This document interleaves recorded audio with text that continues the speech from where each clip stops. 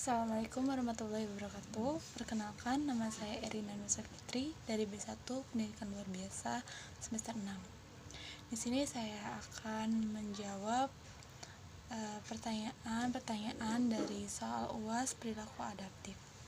Yang pertama adalah, apakah tunagrahita memiliki pengetahuan dan kemampuan yang memungkinkan dapat melakukan suatu jenis pekerjaan yang dibutuhkan baik oleh dan demi kesejahteraan dirinya sendiri maupun masyarakat? Di sini saya menjawab, yaitu anak tunagrahita memiliki hambatan dalam kecerdasan, namun tidak memiliki pikiran yang hopeless gitu, pikiran yang tidak bisa apa-apa. Jadi anak tunagrahita itu mungkin tidak begitu baik dalam bersosialisasi terhadap lingkungan masyarakat, namun dalam segi kemampuan menolong diri, anak tunagrahita akan paham jika dengan cara dilatih secara sedini mungkin dan bertahap kayak gitu. Lalu yang kedua, yaitu apakah pengaruh ketidakmampuan dalam perilaku adaptif terhadap ketunagrahitaan? Apakah pengaruh ketidakmampuan? Nah, pengaruh ketidakmampuan anak tunagrahita adalah tidak dapat bersosialisasi. Setahu saya ya, tidak dapat bersosialisasi dengan baik terhadap lingkungan karena ada beberapa karakter yang tidak sesuai dengan usia anak. Anak tunagrahita memiliki perilaku yang menurutnya sudah benar, namun ternyata ada penyimpangan gitu. Seperti saya memiliki anak didik, yaitu dia itu sering banget yang namanya menyembunyikan sesuatu gitu untuk mendapatkan atau untuk dia bisa berkomunikasi dengan orang lain.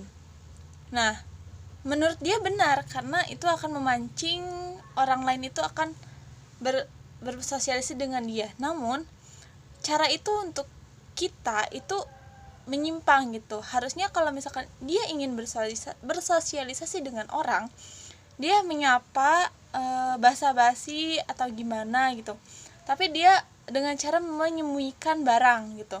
Nah, pertanyaan yang ketiga, apakah kesulitan anak tunagrahita untuk bereaksi terhadap lingkungan berkaitan dengan fungsi kecerdasan?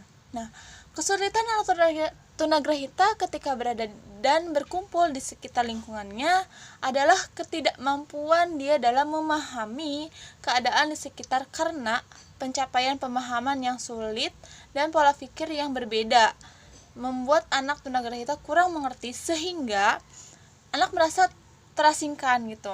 Jadi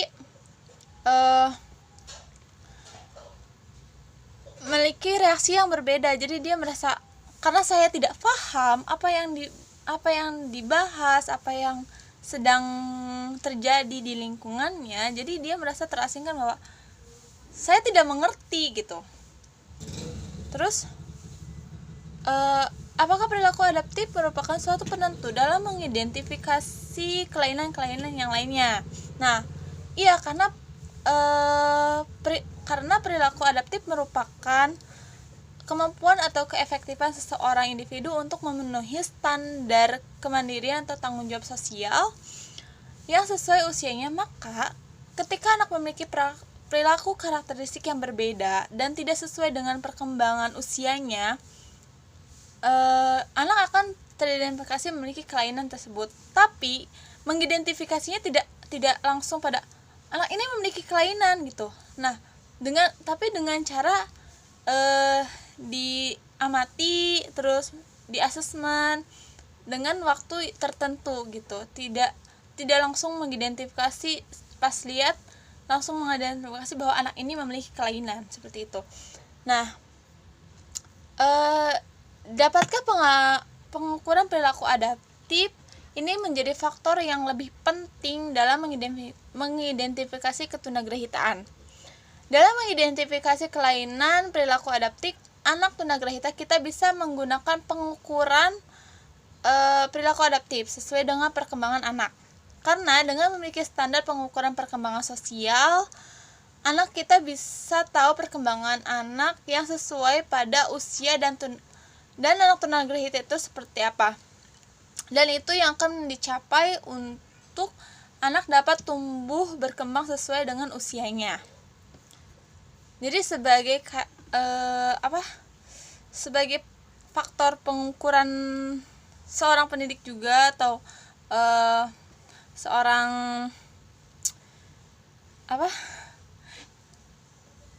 terapis untuk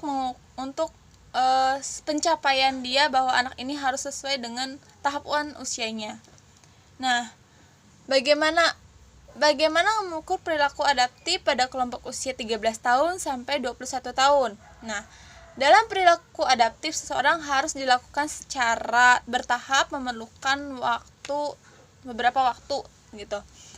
Perilaku adaptif berusaha untuk memperoleh suatu petunjuk tentang pola-pola tingkah laku kebiasaan seseorang dalam mengidentifikasi ketunagrahitaan meskipun belum terima secara universal.